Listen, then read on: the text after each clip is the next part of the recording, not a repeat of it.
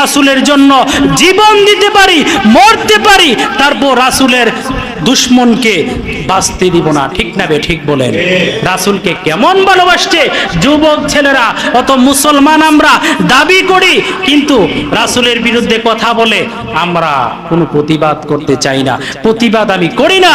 আপনি মনে করেন মসজিদের এক কোণার মধ্যে বসে মুস্তা নিয়ে জিকির করতে থাকলাম, কোরআন তেলাওয়াত করলাম, নামাজ পড়লাম, কিন্তু সৎ কাজের মধ্যে আসে আদেশ, অসৎ কাজে বাধা দিলাম না। আল্লাহর দরবারে জবাবদিহি করতে হবে, আল্লাহর কাছে আপনি জবাবদিহি করতে হবে কেন আপনি অসৎ কাজের মধ্যে বাধা দেন নাই। ঠিক না বে ঠিক বলে? বাধা দিলে সম্পর্ক নষ্ট হয়ে যাবে নাকি? দুনিয়ার সম্পর্কের প্রয়োজন নাই।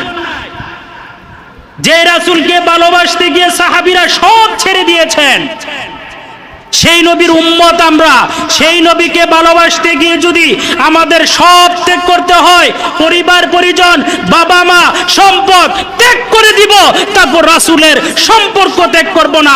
রাসূলকে ভালোবেসে জীবন দিয়ে শহীদ হয়ে প্রমাণ করব আমি রাসূলকে ভালোবাসি। ঠিক না বে ঠিক বলেন? তাহলে আপনি ঈমানদার দাবি করতে পারেন। এই রাসূলকে যদি মনে প্রাণে যদি আপনি ভালোবাসতে পারেন,